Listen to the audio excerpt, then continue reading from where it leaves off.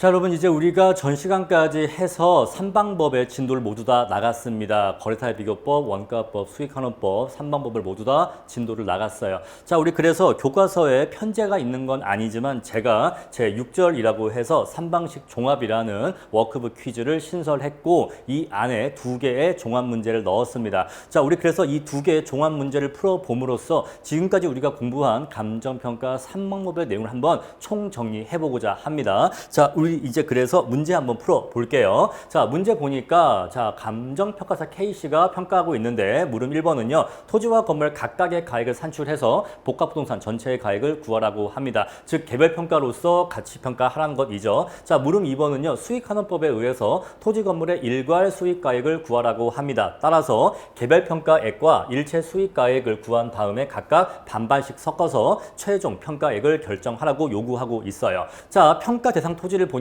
서울시 Y구 A동에 있고 일반 상업지역에 있고 면적이 500이고 이러이러한데 자, 중요한 내용 바로 이겁니다. 완충녹지에 100제곱미터가 저촉된다는 거예요. 자, 완충녹지가 무엇이냐면 간단하게 말씀을 드리면 이렇게 예를 들어서 공업지역이 있고 여기 이렇게 주거지역이 있다고 해볼게요. 자, 그랬을 때 공업지역과 인접한 주거지역에는요. 이쪽에서 소음, 진동, 매연, 악취 이런 것들로 인한 피해를 입을 수가 있습니다. 따라서 이러한 피해를 막기 위해서 이 공업지역과 주거지역 사이에는 일정한 이격이 필요한데 이 이격되는 거리 안에 이렇게 녹지를 설치하는 경우가 있어요. 바로 이게 완충 녹지입니다. 자, 공업지역과 주거지역 사이에 녹지가 설치됨으로써 오염물질이 주거지역으로 넘어와서 피해를 주는 것을 막을 수가 있겠죠. 이러한 목적으로 설정되는 녹지를 완충 녹지라고 합니다. 자, 그런데 이렇게 완충 녹지에 설정되어 버리면 토지 주인의 입장에서는 꼭 좋은 일만은 아닙니다. 왜냐하면 이렇게 완충 녹지로 설정돼 버리면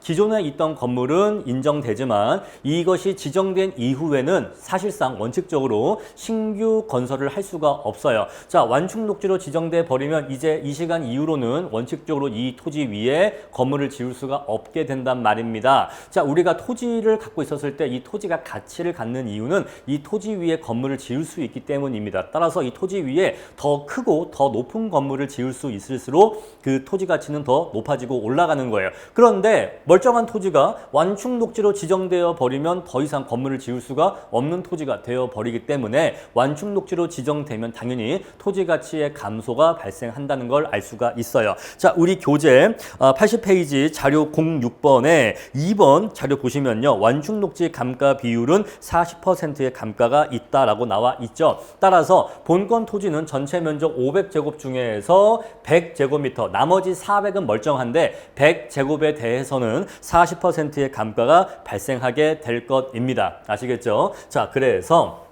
요거를 조금만 더 보충 설명드리면 본건 토지가 이렇게 500제곱미터가 있다고 할 때 자, 100제곱미터로 이만큼이 완충 녹지에 저촉되었다고 할게요. 자, 그러면 400제곱미터 부분에 대해서는 토지 단가가 아무런 영향받지 않고 정상적인 토지 단가가 형성됩니다. 그런데 여기 완충 녹지에 저촉된 100제곱에 대해서는 40%의 가치 감소가 발생하니까 이쪽 정상적인 토지 단가를 1이라고 했었을 때 이쪽 완충 녹지에 저촉된 부분의 토지 단가는 40% 감가됐으니까 0.6이라고 얘기할 수가 있는 거예요. 아시겠죠? 자, 그런데 이 토지는 사실 2개의 토지가 아니라 사실상 원래 하나의 토지란 말입니다. 하나의 토지인데 한 개의 토지, 한 개의 물건인데 이렇게 완충 녹지로 이렇게 지정된 것 뿐이잖아요. 따라서 이 토지를 전체적으로 한 개의 토지로 봐서 전체 토지 단가를 구한다면 이걸 어떻게 구할 수가 있냐면 면적별로 가중평균 해주시면 돼요. 자, 500분의 400은 전체 500 중에서 400제곱미터는 단가가 1로 정상적입니다. 그렇죠? 이거는 아무런 영향받지 않았어요. 그런데 자, 나머지 500 중에서 100제곱미터는 단가가 40% 감가 받았으니까 이 자리에 0.6이 온다는 걸 알 수가 있죠. 요거 지금 원리 이해하시겠습니까? 500 중에서 400제곱은 멀쩡해요. 하지만 500 중에서 100제곱만큼은 40% 감가가 되었다는 것이죠. 이것을 계산해 보면 0.92가 나오게 됩니다. 자, 따라서 자, 이 부분만 따지면 단가가 1이고 이 부분만 따지면 단가가 0.6인데 이 토지 전체적으로 단가를 따지면 0.92가 나온다는 걸 알 수가 있는 거예요. 자, 면적별 가중평균의 원리로서 전체 단가를 구했습니다. 따라서 자, 이러한 완충녹지 저촉이 없었을 때의 본건 토지의 단가는 1이지만 이 부분에 완충녹지 저촉까지 고려하면 전체 토지의 단가는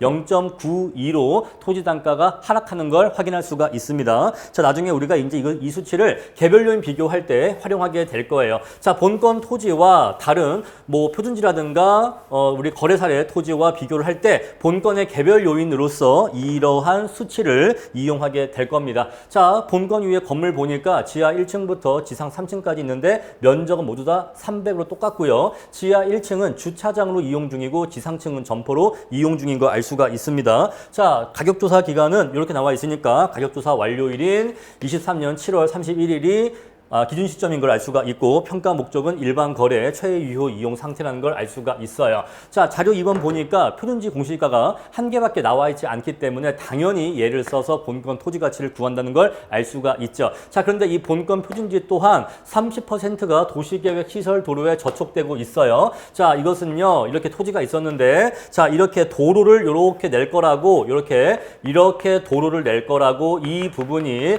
저촉이 된 거죠. 이 부분도 30% 감가가 발생을 하니까 거기에 대해서 역시 또 개별 요인 보정을 해줘야 될 겁니다. 이따가 해줄 거고요. 다음에 최근에 임대 사례를 보니까 자, 이렇게 토지 상황 나와 있고요. 자, 건물 보니까 전체 연면적은 1100제곱이고 지상 3층이고 지출 항목 그다음에 총 수입 항목 나와 있습니다. 자, 보니까 손해보험료는 소멸성이라고 합니다. 이 말은요, 그냥 이 금액 그대로 갖다가 쓰면 돼 라는 뜻입니다. 다음에 감가상각비는 별도 계산을 요한다고 합니다. 자, 원래 우리가 원칙적으로 지출 항목에 또는 영업경비 항목에 감가상각비가 들어가지 않는 게 원칙인데 지금 이 문제의 경우에는 별도의 계산을 요한다고 했죠. 그 말은 여기다가 이제 감가비를 별도로 구해서 더해 주라는 것인데, 자, 이렇게 감가비를 포함시켜서 이렇게 구한 총수익에서 이렇게 구한 총 비용을 빼게 내면 우리가 상각 후 순수익이 구해진다는 걸 알 수가 있어요. 따라서 상각 후 순수익이 나오기 때문에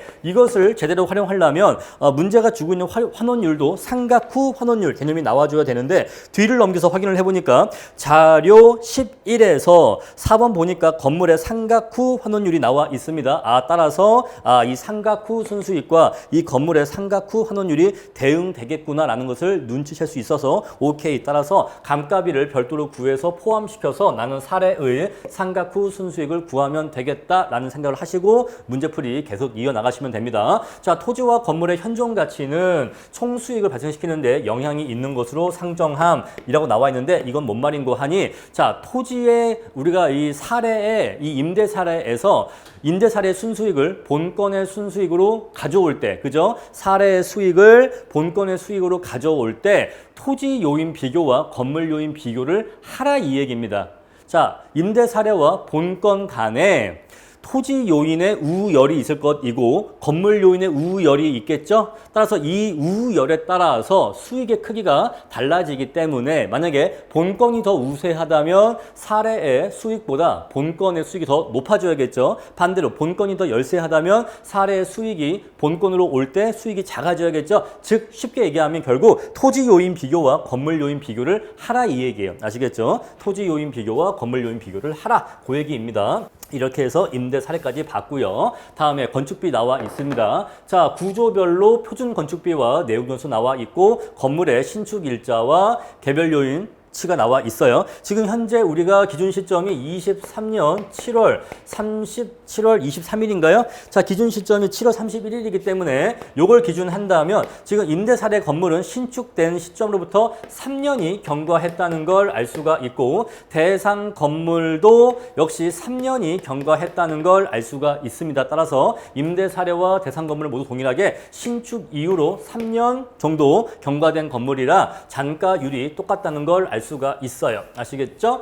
다음에 대상 부동산에 임대 자료가 있는데 본건 건물의 3층에 임대 자료가 이렇게 포착이 됐다고 합니다. 자, 계약 기간이요. 23년 7월 31일부터 1년 뒤인 24년 7월 30일까지인데 우리가 임대료의 기준 시점은 임대차 계약 기간의 초일, 즉 기간 초 요 시점 언제부터 언제까지인데 바로 그 언제부터가 바로 임대료의 기준 시점이에요. 따라서 여기서 지금 제시하고 있는 있는 이런 EGI라든가 영업경비 이런 것들은 다 언제 시점 기준이다? 23년 7월 31일자 기준이니까 자, 시점 수정할 필요 있다 없다? 할 필요 없다 이 얘기예요. 아시겠죠? 자, 우리 지금 감정평가의 기준 시점과 임대차 계약 기간의 기초 시점이 동일하기 때문에 별도의 시점 수정할 필요 없다 이 얘기입니다. 자, 다음에 EGI부터 나와 있고요. 영업경비 나와 있어요. 감가상각비는 미포함이라고 합니다. 자, 감가비가 미포함 돼버리면 이거 두 개를 고려해주면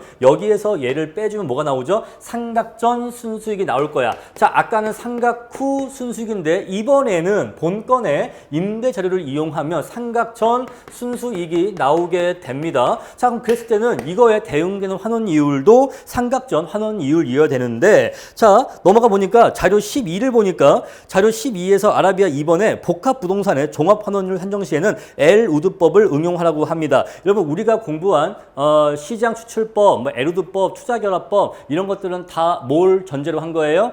바로 삼각전 환원이율을 구하는 겁니다. 따라서 엘우드법으로 환원이율을 구하면 삼각전 환원율이 나오기 때문에 상관없어요. 여기서는요. 감가비를 별도로 구할 필요가 없습니다. 감가비 별도로 구할 필요가 없어. 왜냐하면 감가비 미포함된 채로 영업경비를 빼면 삼각전 NOI 나올 것이고 이거를 엘우드법에 의한 환원율로 나눠줄 건데 이 엘우드법에 의한 환원이율은 삼각전 환원이율이기 때문에 그냥 이대로 나누어도 일체의 수익 가치를 바로 구할 수가 있습니다. 전혀 문제가 안 돼요. 그렇게 딱 눈치를 채시고 다음에 보니까 층별 효용비 나와 있죠. 자, 우리가 지금 방금 앞에서 본 거는 본건 건물의 3층의 순수익을 구할 수 있는 자료야. 그럼 이렇게 3층의 순수익을 구하면 이제 이 3층의 순수익을 건물 전체로 뿌릴 필요가 있는데 그래서 층별 효용비를 이용해서 건물 전체의 수익을 구할 겁니다. 순수익을 구할 건데 지금 보니까 지하층이 나와 있지를 않아. 여러분 지하층이 왜 나와 있지 않을까요?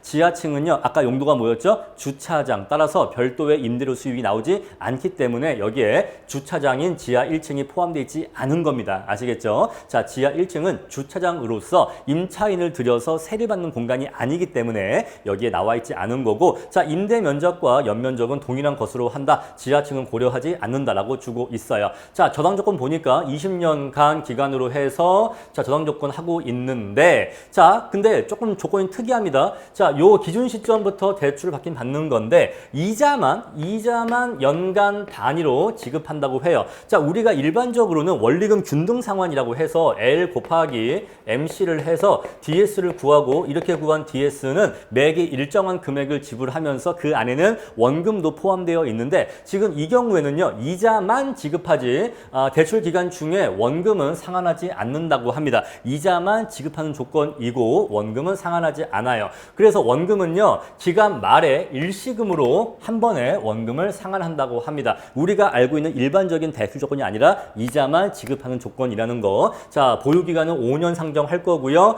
자, 대출 이자율 6%, 지분 수익률 8%, LTV 40%. 자, 보유기간 말에 5년이죠. 5년 뒤에 부동산 가치는 20%가 하락한다고 합니다. 이 정보를 이용해서 뭘 구하라? 엘우드법에 의한 환원 이율을 구하라. 이 얘기입니다. 아시겠죠? 나머지 이러한 율들 주고 있어요. 자, 그럼 이제 우리가 이러한 자료를 이용해서 이제 문제풀이를 시작하겠습니다.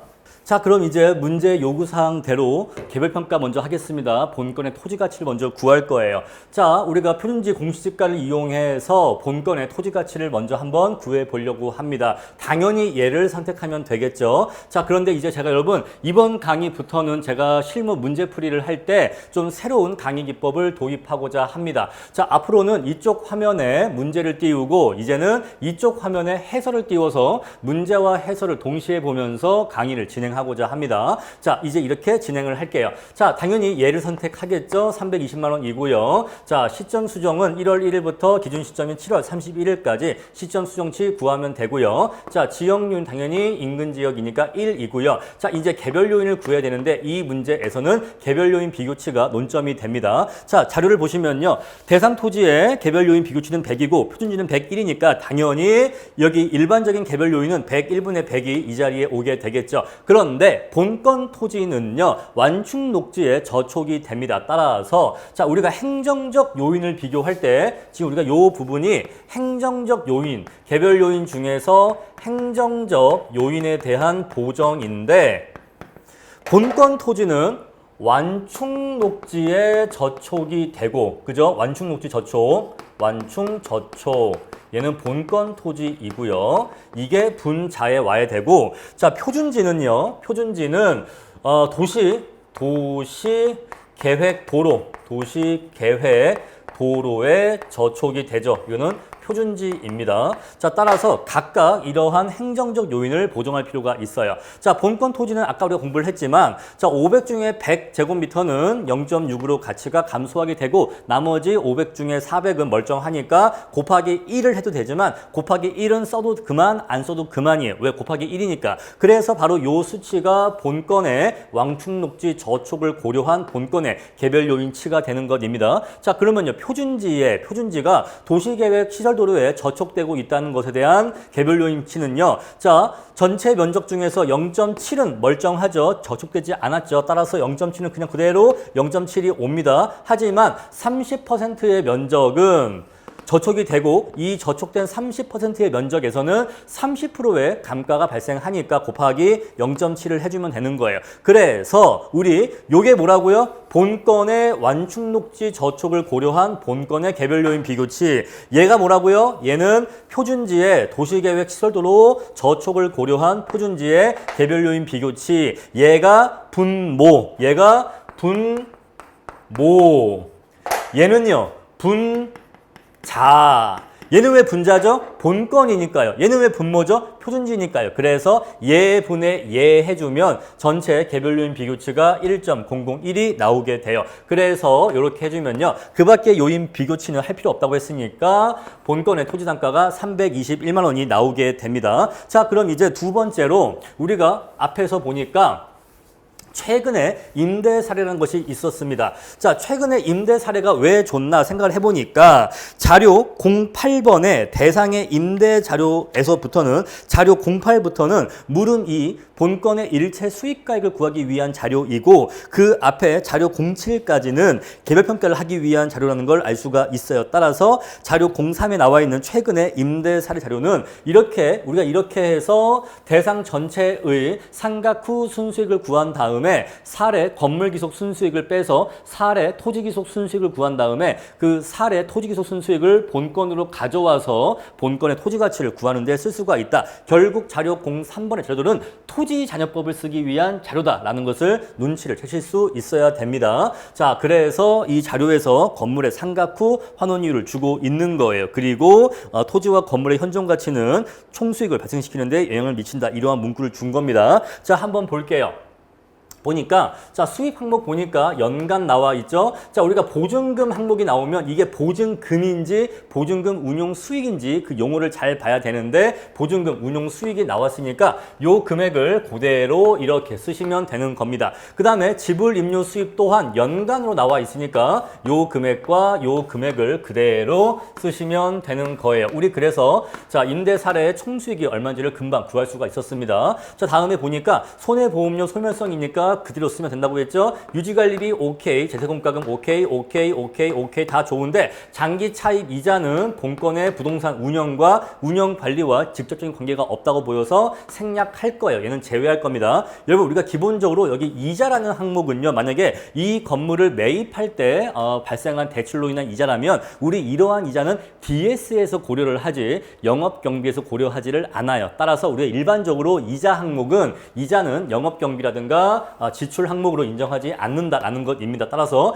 이것만 빼고 나머지는 다 비용 항목으로 인정할 거고요. 감가상각비는 별도의 계산을 요한다고 했으니까, 자, 임대 사례에 건물의 감가상각비를 구할 겁니다. 자, 그러려면요, 먼저 뭘 구하면 되는 거예요? 임대 사례 건물의 재조달 원가를 구하면 돼. 바로 이겁니다. 자, 임대 사례 건물은요, 철골조이고 면적이 1100제곱이니까 철골조의 표준 건축비가 제곱당 100만 원이에요. 따라서 100만 원 곱하기 전체 면적 하면은, 자, 임대 사례 건물에 뭐가 구해지죠? 재조달 원가가 구해 구해지게 됩니다. 자, 이 재조달 원가에다가 전체 내용연수가 40년이죠. 철골절은 40년입니다. 따라서 곱하기 전체 내용연수 40분의 1을 해주게 되면 임대사례의 연간 감가액이 나오게 됩니다. 자, 우리가 기본 강의 시간에 제가 우리가 이 감가액을 구하는 두 가지 방법이 있다고 했죠. 재조달 원가 곱하기 전체 내용연수분의 1 하는 방법이 있고, 적산가액을 구한 다음에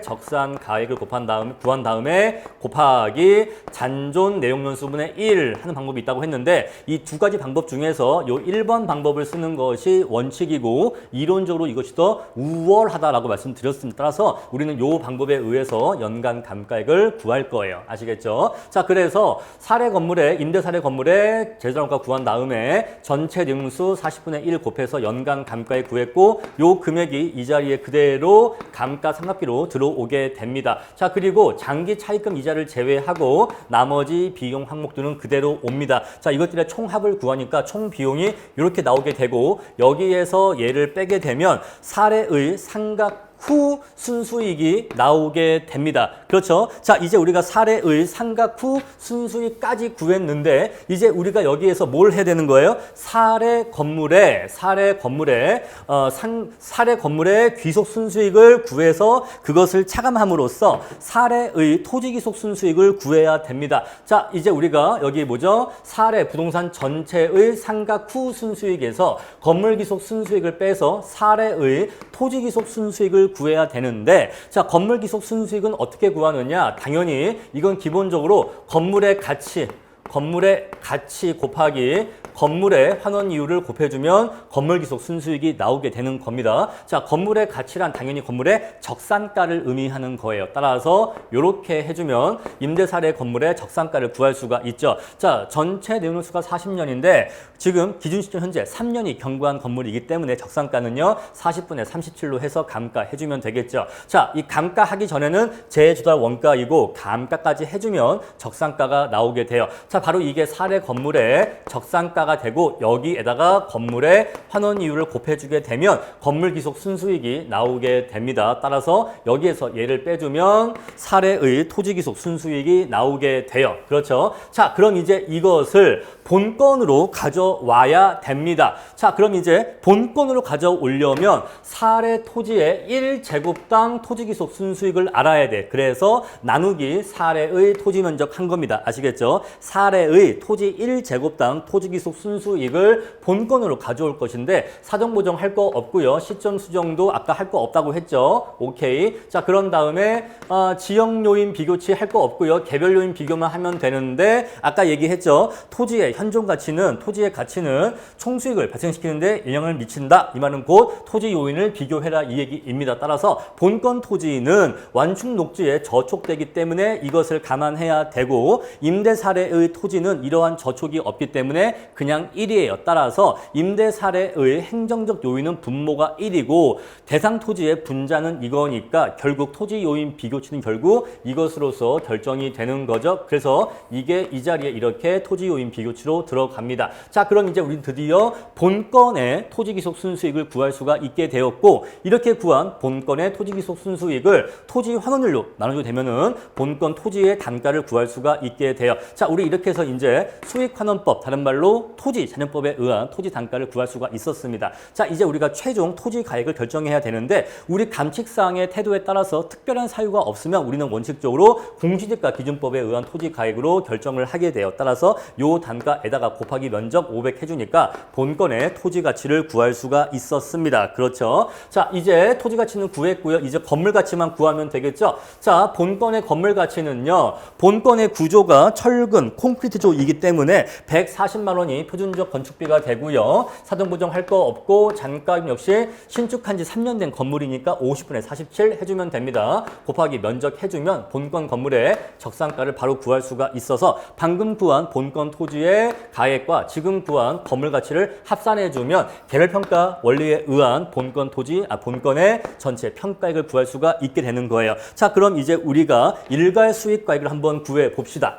자, 자료 8로 넘어가서 대상부동산의 임대 자료를 보겠습니다. 지금 현재 우리가 본건 건물의 3층에 임대 자료가 나와 있죠. 자, EGI가 나와 있으니까 자, 3층에 EGI 바로 구할 수가 있죠. 자, 영업경비는요, 감가비 미포함으로 해서 요거 금액인데 자, 영업경비를 별도로 더 구할 게 없어요. 그냥 저 금액이 그대로 이 자리로 들어오면 됩니다. 따라서 자, 3층의 NOI를 금방 구할 수가 있어요. 자, 계산이 너무 복잡해지는 걸 방지하기 위해서 이 부분을 그냥 단순하게 얼마라고 준 겁니다. 자, 줬죠? 근데 이거는요, 어디까지나 3층의 NOI예요. 자, 이제 이 3층의 NOI를 건물 전체의 NOI로 확대시켜 줄 겁니다. 자, 전 3층의 NOI가 6,200 얼마인데 3층의 층별 효용비는 아까 얼마였죠? 3층의 층별 효용비는 42밖에 안 돼. 따라서 42분의 100 더하기 60 더하기 42 이렇게 해줘야 3층의 NOI를 건물 전체에 대한 NOI로 확대시킬 수가 있습니다.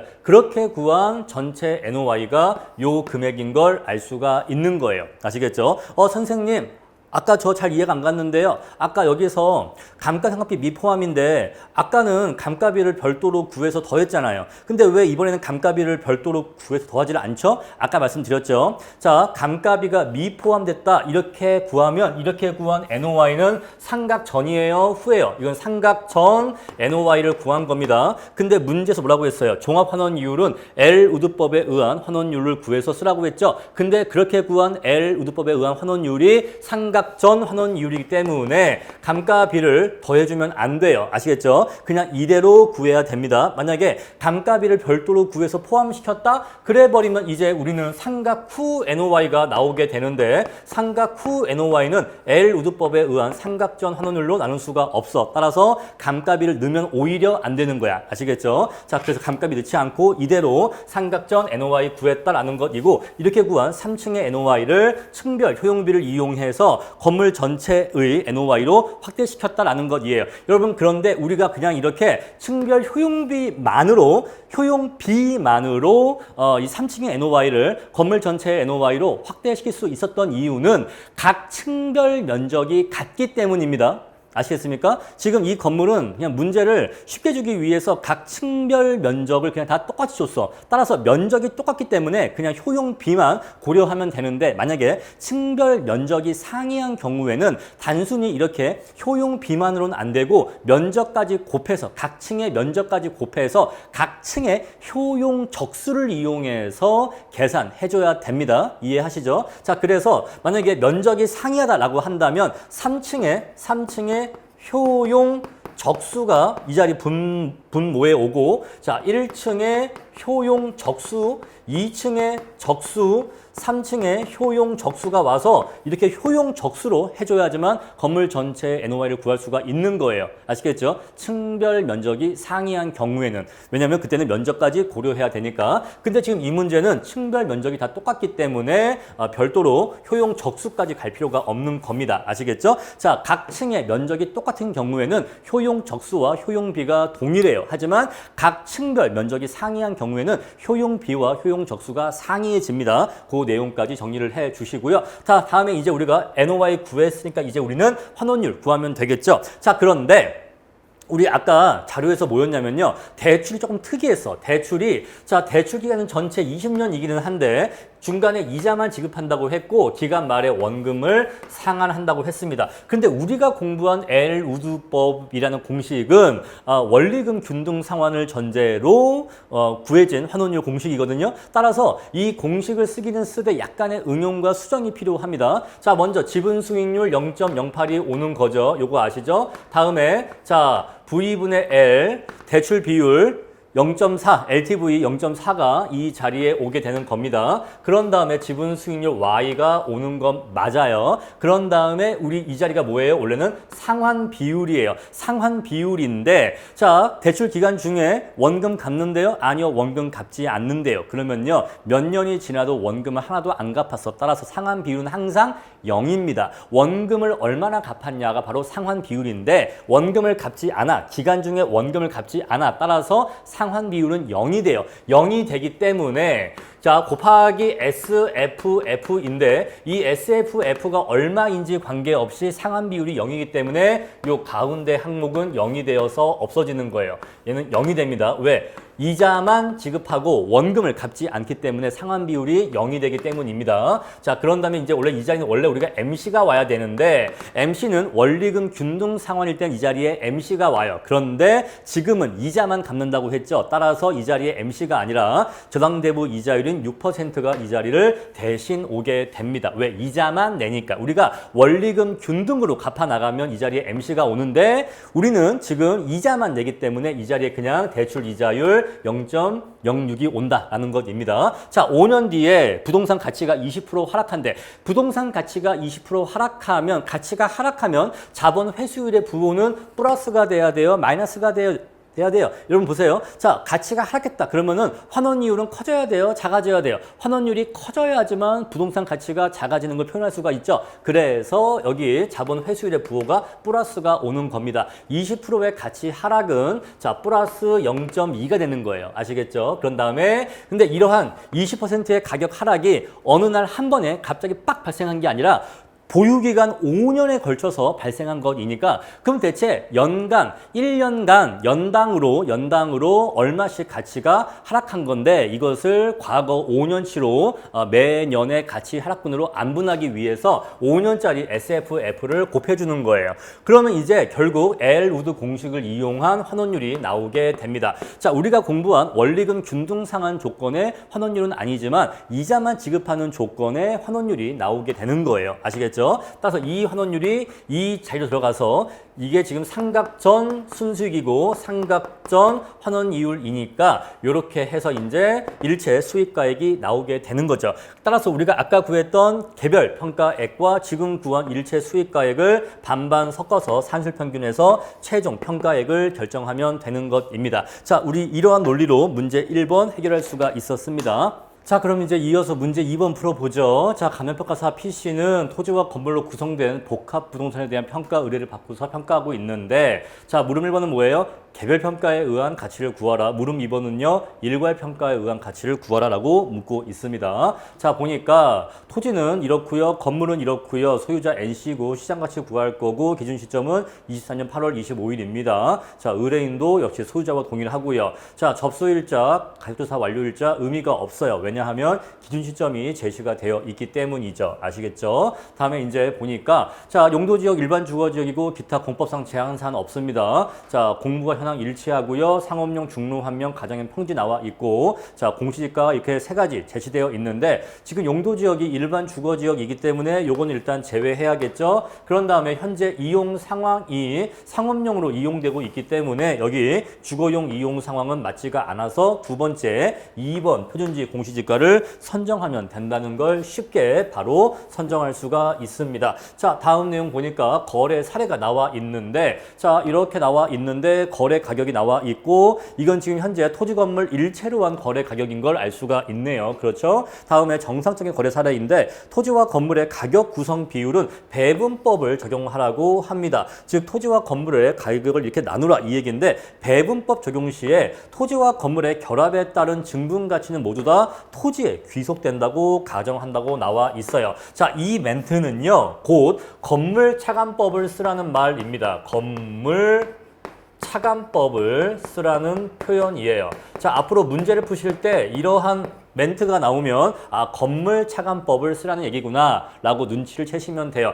자, 이게 무슨 소리냐? 복합 부동산 전체의 거래 가액에서 건물의 가치를 구해서 얘를 빼주게 되면 토지의 가치가 남게 되죠. 자, 이렇게 해서 토지 가치를 잔여적으로 구하게 해서 토지 건물 구성비를 구하라 이 얘기예요. 따라서 현재 여기 나와 있는 여기 110억이라고 하는 일체 거래 금액 있죠. 자, 전체 거래 금액에서 이 거래 사례의 건물 가치를 따로 구해줘. 원가법으로 건물 가치를 별도로 구한 다음에 얘를 빼주면 사례의 토지 거래 가액을 구할 수가 있다는 거예요. 아시겠죠? 근데 이 문구가 왜 건물 차감법이냐면 만약에 여러분 보세요. 자, 우리가 5억짜리, 우리가 10억짜리 토지가 있었고 여기다가 건축비 5억을 들여서 해서 건물을 지었다라고 합시다. 그랬는데 이 건물이 16억짜리가 되었어. 자, 그냥 10억짜리 토지에다가 5억의 비용을 들여서 건물을 지었더니 전체 가치가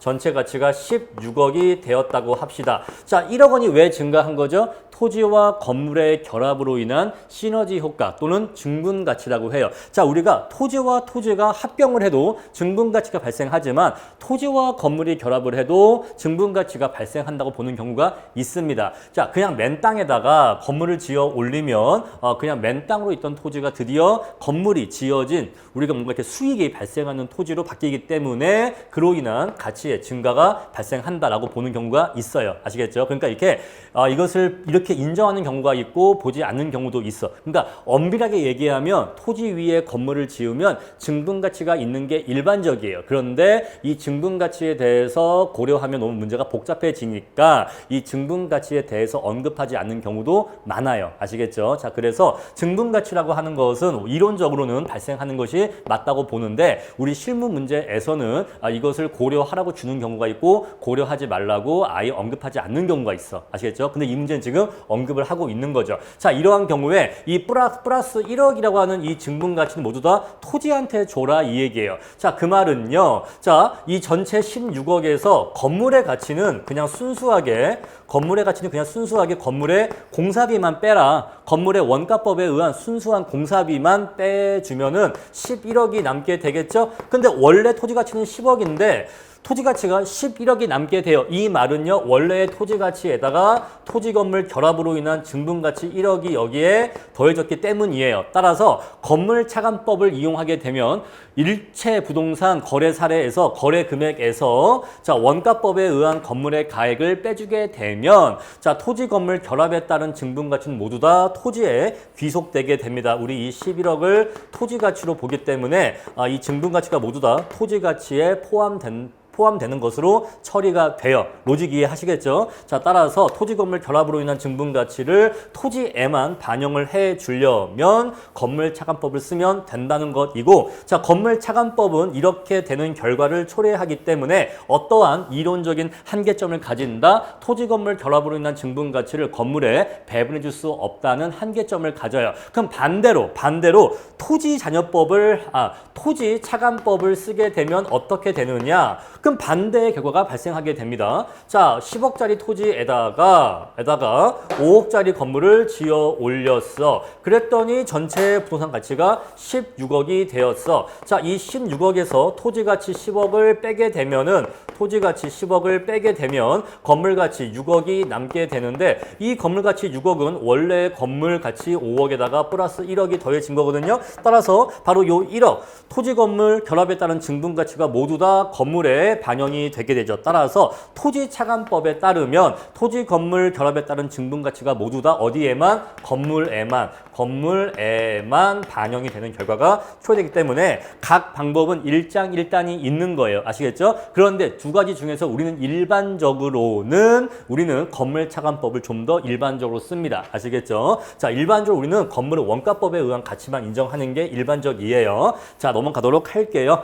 다음에 자, 임대사례 나와 있죠? 자, 그래서 이렇게 임대 사례가 있고요. 더 보면요. 자, 이렇게 수익과 비용 항목 나와 있습니다. 자, 본건 사례는 100% 임대 중이라고 나와 있죠. 자, 이랬을 때 100% 임대 중인 상태대로 평가할 수도 있지만 우리 평가 이론적으로는 적정한 공실을 고려해 주는 게 맞아요. 그런데 지금 보니까 필요 재경비 항목에 공실 손실 상당액이 여기 이렇게 들어와 있기 때문에 조금 줄이 안 맞는데 이렇게 들어가 있기 때문에 요걸 빼주면 결국에는 공실을 고려하는 셈이 되겠다라는 걸 알 수가 있겠죠. 자, 따라서 그냥 이대로 하시면 됩니다. 그냥 요 수익에서 요 공실 손실액을 빼주면 적정한 공실률이 고려가 되는 셈이다 라고 보시고 넘어가시면 되겠어요. 자, 손해보험료는 전액 소멸성이니까 그냥 그대로 여기 나와 있는 금액 그대로 모두 다 인정하시면 됩니다. 자, 표준적 사례이고 임대 사례의 순수익 구성비는 5대5라고 나와 있으니까 오케이, 딱 눈치가 왔죠. 여기에서 뭘 구할 수 있겠죠? 자, 우리 감가 상각비까지 왔으니까 자, 우리 상각 후 순수익을 구할 수가 있을 겁니다. 자, 임대 사례의 상각 후 순수익을 구할 수가 있는데 이거를 본건으로 가져올 겁니다. 본건으로 가져올 거예요. 그죠? 그러니까 가져올 때 순수의 구성비가 5대 5니까 토지와 건물을 0.5대 0.5로 해서 토지 요인 비교치, 건물 요인 비교치 해서 본건의 삼각후 순수 이익으로 가져올 거고요. 자, 그럼 이제 본건의 환원율을 구해야 되는데, 자, 지금 보니까 자료 11번 기타 사항 보시면요. 6번에 종합환원율은 물리적 투자결합법에 의하되 토지가치와 건물가치의 비율은 토지가액과 건물가액의 비율을 적용할 것. 즉 물음 1번에서 구한 토지건물 개별평가액의 비율대로 토지 환원율과 건물 환원율을 물리적 투자결합법에 의해서 구하라 라고 주고 있는 거죠. 그런데 보니까 5번에 건물의 상각후 환원율이 나와 있죠. 따라서 오케이. 건물의 상각후 환원율 나와 있으니까 이것을 물리적 투자결합법에 의해서 종합 환원율을 만들면 역시 상각후 환원율이 나오겠구나 라는 걸 알 수가 있어서 이대로 쓰면 된다는 걸 알 수가 있습니다. 아시겠죠? 자, 그래서 항상 문제를 푸실 때 감가상각비가 언급되어 있으면 그거에 따라서 내가 이렇게 구하면 나오는 순수익이 상각 전인지 상각 후인지를 분명히 파악하셔야 돼. 그런 다음에 뒤로 넘어가서 문제가 주고 있는 환원율 자료가 상각 전 자료인지 상각 후 자료인지를 확인을 해서 이 양자의 매치가 되는지를 확인하시고 문제풀이를 진행하셔야 됩니다. 안 그러면 문제를 한참 풀다가 뭐지? 이거 왜 안 맞지? 라는 멈춤이 생기게 되는데 실무 문제 풀다가 중간에 멈춘다는 건 끝났다는 걸 의미합니다. 아시겠죠? 따라서 자, 답안지에 잉크를 젖히기 전에 답안지에 잉크를 묻히기 전에 완벽한 문제 분석을 한 다음에 문제를 푸셔야 빨리 풀 수도 있고 다소 문제 분석 시간이 조금 더 걸리더라도 빨리 풀 수도 있고 절대로 논리적 오류가 없이 풀 수가 있어요. 아시겠죠? 충분한 문제 분석을 하시고 넘어가셔야 됩니다. 자, 대상 및 사례 건물의 개요 나와 있죠. 전반적으로 준공 연원일, 건축 연면적 나와 있고 다음에 여러 가지 개별 요인 비교치 나와 있고 주체와 부대의 비율은 75대 25 나와 있고 감가수정 정액법 제도라 원가는 72만 원 각각 내용연수 50년 15년 나와 있습니다. 자, 이런 내용들 나와 있는 거 알 수가 있고 나머지 자료 5번부터 해서 지역요인, 개별요인 평점들이 나와 있다는 걸 알 수가 있어요. 자, 그럼 이제 우리가 먼저 개별 평가부터 할 겁니다. 다시 돌아가서요. 이제 우리 표준지 공시지가 돌아왔습니다. 자, 2번 표준지 고른다고 했죠. 그럼 이제 본건의 토지 가치를 구할 겁니다. 자, 2번 표준지는요. 300제곱미터이고 시점 수정치는 1월 1일부터 8월 25일까지 시점 수정치 구하시면 되고 지역 요인 비교치는 인근 지역이니까 1이 오고요. 개별 요인도 본건의 중로 한 명 가장형 편지하고 지금 표준지에 중로 한 명 가장형 평지가 일치하기 때문에 개별 요인 비교치 또한 1이 나오게 된다는 걸 알 수가 있어요.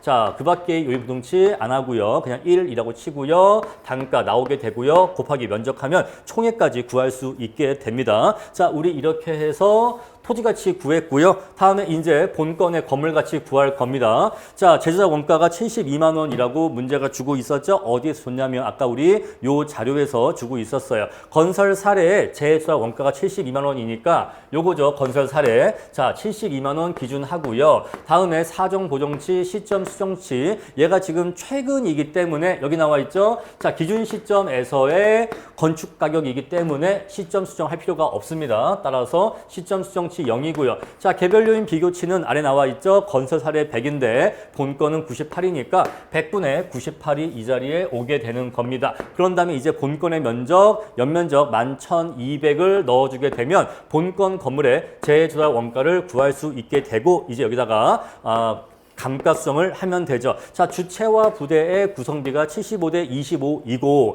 자, 주체 부대 역시 마찬가지로 신축한 시점으로부터 5년이 지났죠. 자, 이때 지었고 현재 기준 시점은 이때이기 때문에 5년이 지난 시점인 걸 알 수가 있어서 자, 그래서 주체와 부대 모두 5년씩 감가를 해주면 돼요. 50분의 45, 15분의 10 해주면 주체와 부대를 고려한 감가 수정을 할 수 있게 됩니다. 그럼 이제 적상가가 나오게 되죠. 자, 이제 우리 그래서 아까 구했던 토지 가치와 지금 구한 건물 가치를 더해주면 부동산 전체 가치를 구할 수가 있고 이거 분해 이거를 해주면 뭘 구할 수 있죠? 본건의 건물 가격 구성비를 구할 수가 있고 이거 분해 토지 가치를 하게 되면 토지 가치 구성비를 알 수가 있어요. 자, 우리 이것을 나중에 저 맨 뒤에 가서 물리적 투자결합법에 의한 종합환원율을 구할 때 이 비율을 사용하게 될 겁니다. 따라서 이 단계 단계에서 여기에서 바로 토지와 건물의 가격 구성비를 구해놔도 상관은 없어요. 아시겠죠? 어차피 쓸 거니까. 자, 그럼 이제 우리가 물음 2로 넘어가서 일괄평가를 할 건데요. 일괄평가는 두 가지 방식에 의해서 할 수가 있습니다. 첫 번째가 뭐냐면 자료 4에 의해서 일체 비중가액 구할 수가 있고, 다음에 자료 5에 의해서 일체 수익가액 구할 수가 있어요. 먼저 일체 비중가액부터 구해 보도록 하겠습니다. 자, 전체 거래 사례의 토지 건물 일체 거래 가액이 110억 얼마로 나와 있죠. 자, 그래서 지금 보시면요. 먼저 이 전체 거래가액에서 거래 사례의 건물 가치를 구해서 건물 가치를 차감할 거예요. 자, 따라서 사례의 건물은요. 표준적 건설비가 72만 원이고 사시개하는데, 자, 다시 넘어가면요. 여기 나와 있죠. 건설 사례 나와 있고 이제 거래 사례 나와 있는데 개별 요인치가 100대 100인 거 알 수가 있습니다. 따라서 개별 요인 비교치도 1.0이고요. 자, 잔가율 비교해야 되는데 건설 사례는 자, 기준 시점에 신축된 건설 사례이기 때문에 새 건물이야. 새 건물이기 때문에 잔가율이 1이죠. 따라서 거래 사례의 잔가율만 고려해 주면 됩니다. 자, 그래서 거래 사례의 잔가율은 거래 사례는 2022년 1월 1일 날 지은 건물이니까 아직 지은 지 1년밖에 지나지 않은 건물이라서 50분의 49, 15분의 14 해서 잔가율을 고려해 주면 자, 이렇게 해서 거래 사례의 건물 가격 구할 수가 있어요. 따라서 요걸 이용해서 자, 전체 거래 가액분의 건물 가격 해주면 건물 구성비가 나오고 1 빼기 이걸 해주면 토지 가격 구성비가 나오게 됩니다. 자, 이제 그런 다음에 토지와 건물의 각각의 요인 비교치를 구해야 돼요. 그래야지만 일체의 비준을 할 수가 있는 거죠. 자, 토지 요인 비교치를 구할 거고요. 건물 요인 비교치를 구할 겁니다. 자, 토지 요인 비교치는 별도로 설명드릴 게 없어서 넘어가도록 하고, 자, 건물 요인 비교치 보니까 개별 요인 비교하면 되겠죠. 자, 이건 지금요 분모가 뭐죠? 분모가 거래 사례, 분자는요 대상 부동산이니까 자, 분모는 100이고 분자는 98이니까 건물의 개별 요인 비교치는 0.98이 오게 되고, 그 다음에 이제 잔가율 비교하면 되는데 본건은 건물을 지어진 지 5년 지났고 거래 사례는 건물이 지어진 지 1년 지났으니까 50분의 45, 15분의 10, 얘는요 50분의 49, 얘는 15분의 14 이렇게 잔가율 비교해주면 됩니다. 그래서 토지 요인 비교치와 건물 요인 비교치가 각각 산출되었습니다. 아시겠죠? 자, 그럼 이제 이것을 아까 구했던 토지 가격 구성비와 건물 가격 구성비를 이용해서 일체 비준을 해주면 돼요. 자, 전체 일체 거래 금액을 토지 가격 구성비와 건물 가격 구성비로 해서 요렇게 토요비, 건요비, 토지 요인 비교치, 건물 요인 비교치 집어넣어서 일체 품등 비교는 1이라고 하고, 왜? 별도의 언급이 없으니까 그냥 일체 품등 비교는 그냥 1이라 하겠습니다. 그래서 일체 비중가액을 구할 수가 있는 겁니다. 여기까지 이해하시겠죠? 자, 그런 다음에 이제 우리가 일체 수익가액을 구할 건데 다시 우리 앞으로 돌아가서 최근 1년간의 수지 상황을 봅시다. 자, 지금 보니까 보증금 운용 이익 나와 있죠? 요 금액 그대로 쓰면 되고, 자, 월 임료 수익이니까 곱하기 12를 해야 된다는 걸 알 수가 있고요. 자, 주차장 수입 또한 월간이니까 곱하기 12를 해야 된다는 걸 알 수가 있죠? 따라서 사례의 상각 후 순수익을 구할 건데 먼저 총수익을 구할 겁니다. 자, 총수익이라고 하는 게 조금 더 적합한 표현이겠네요. 자, 따라서 요건 그대로 오고 요거는 곱하기 12 하고 요 곱하기 12 해서 총수익을 구했습니다. 자, 나머지 이제 보니까 자, 감가상각비 인정. 자, 감가비 인정. 그다음에 근데 장기 차입금 이자 인정 안 할 거고 소득세 인정 안 할 거라서 이 뒤에 두 개만 빼고 나머지는 다 인정할 겁니다. 자, 그래서 저것들을 모두 다 필요 적용비로서 싹 더해주게 되면은 요 금액이 나오게 됩니다. 따라서 우리가 여기에서 얘를 빼게 되면 상각 후 순수익이 나오게 돼요. 누구의 상각 후 순수익이죠? 임대 사례의 상각 후 순수익이 나오게 됩니다. 자, 그럼 이제 이것을 본건으로 가져와야 되는데 이것을 본건으로 가져오려면 토지 요인 비교치와 역시 또 건물 요인 비교치가 필요합니다. 잠깐 지우고요. 자, 그래서 임대 사례와 본건 부동산을 비교하면 임대 사례의 토지와 본건의 토지를 비교하면 이렇게 사시지게 면이 비교가 되고, 그리고 자, 임대 사례의 건물과 본건의 건물을 비교를 하면 사시지게 잔면이 이렇게 비교가 됩니다. 자, 잔가율은 1밖에 안 나오는 이유가 자, 임대 사례와 본건 부동산의 잔가율이 똑같기 때문입니다. 한번 넘어가 볼까요? 자, 보니까 본건 부동산이 지어진 지 1년 됐는데, 아니죠. 본건 부동산 지어진 지 5년 됐는데, 자, 임대 사례 또한 지어진 지 5년 됐기 때문에 잔가율이 똑같아요. 그래서 잔가율은 대등하게 1인 겁니다. 자, 그래서 이제 우리가 토지 요인 비교치와 건물 요인 비교치 모두 구했어요. 그런데, 자, 문제에서 자료를 주기로 순수익 구성비가 5대 5라고 줬습니다. 그렇죠. 순수익 구성비가 5대 5래. 따라서, 자, 5대 5의 비율로 토지 요인 비교치와 건물 요인 비교치가 와주게 되면 결국 대상의 상각후 순수익을 구할 수가 있게 돼요. 이게 뭐라고요?